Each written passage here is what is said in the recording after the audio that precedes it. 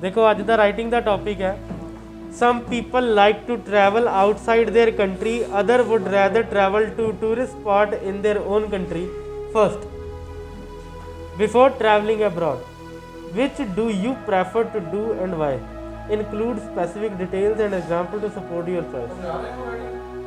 हाँ जी देखो सब तो पहले नंबर ਦੇ ਉੱਤੇ देखो अपने को राइटिंग उन्होंने कहा कि आ ਕਹਿੰਦੇ ਕਿ ਲੋਕੀ ਨੇ ਜਿਹੜੇ ਆਪਣੀ ਕੰਟਰੀ ਨੂੰ ਛੱਡ ਕੇ ਦੂਸਰੀਆਂ ਥਾਵਾਂ ਦੇ ਉੱਤੇ ਜਾਂਦੇ ਆ ਟਰੈਵਲਿੰਗ ਦੇ ਲਈ।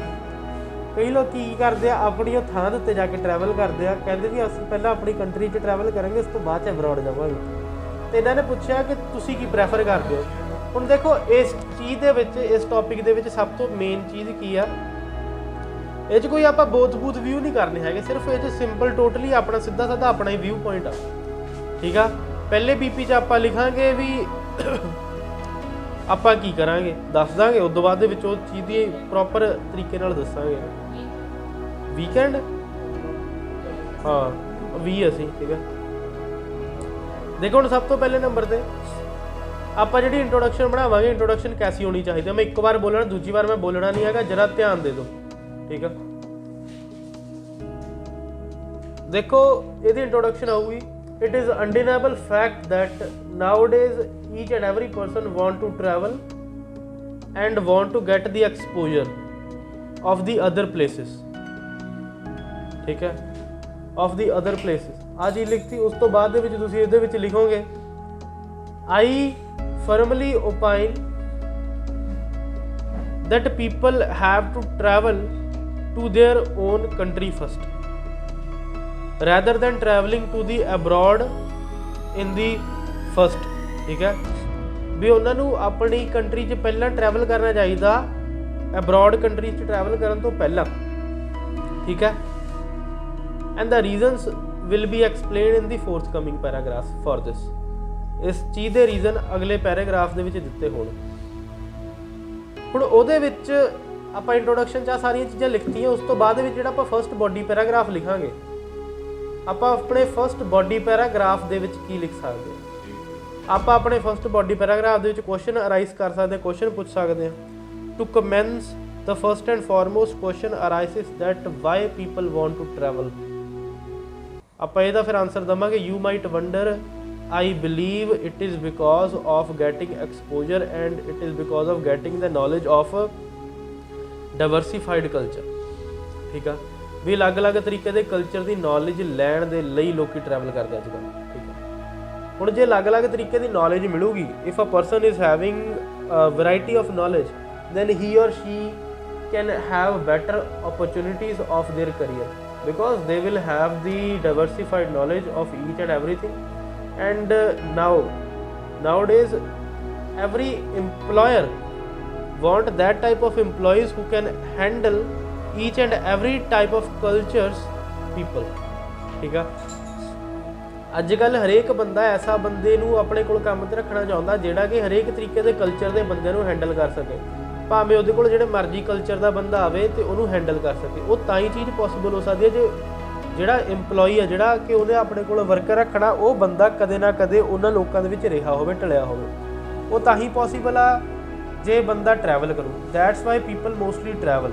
ਠੀਕ ਹੈ, also people travel to for their stress buster. ठीक है, mostly people travel for their stress buster because nowadays all the people are having the hectic schedule, and when it is their weekend then they mostly prefer to go to the places which are far from their home।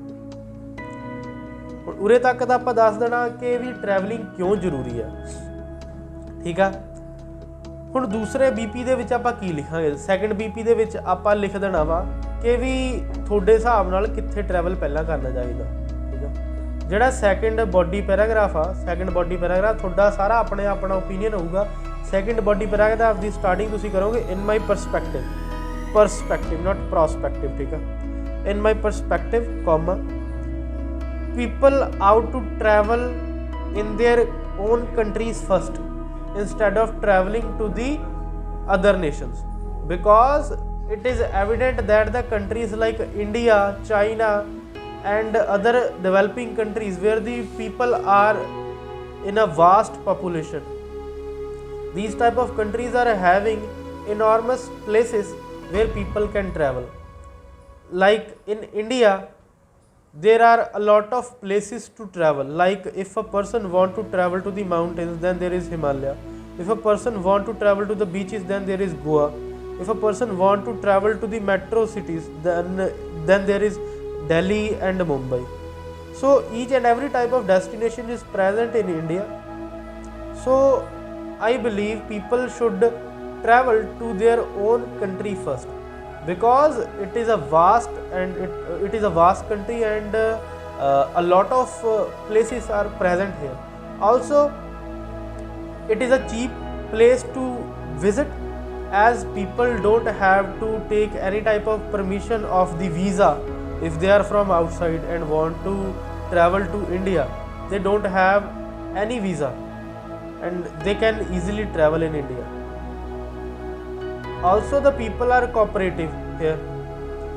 So I believe that people have to travel to their own country first.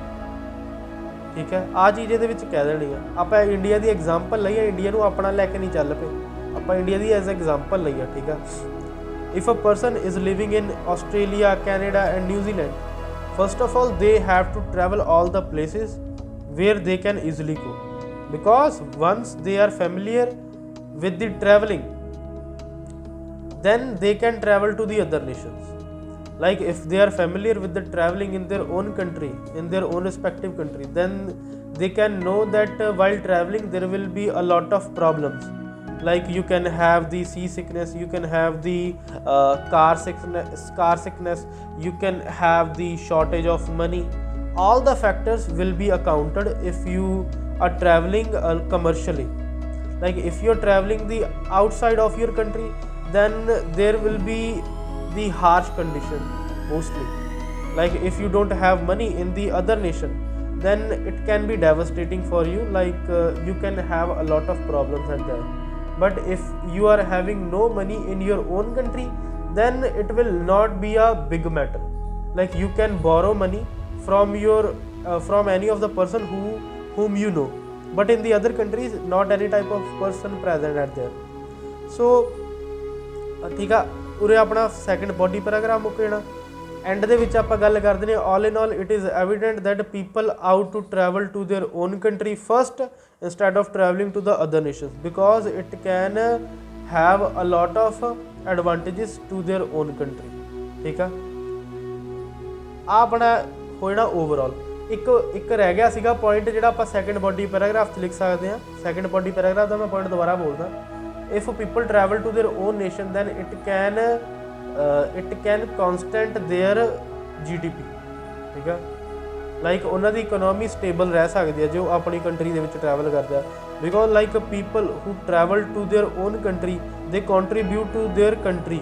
ਠੀਕ ਹੈ, and when they contribute to their country, then their economy rises. ਠੀਕ ਹੈ, ਸੋ ਆਪ point ਲਿਖ ਸਕਦੇ ਹਾਂ। ਹੁਣ ਆਪਾਂ ਇਹਦੇ ਵਿੱਚ ਟੋਟਲੀ ਕੀ ਲਿਖਿਆ, ਜਿਹੜਾ ਆਪਣਾ ਇੰਟਰੋਡਕਸ਼ਨ ਹੈ।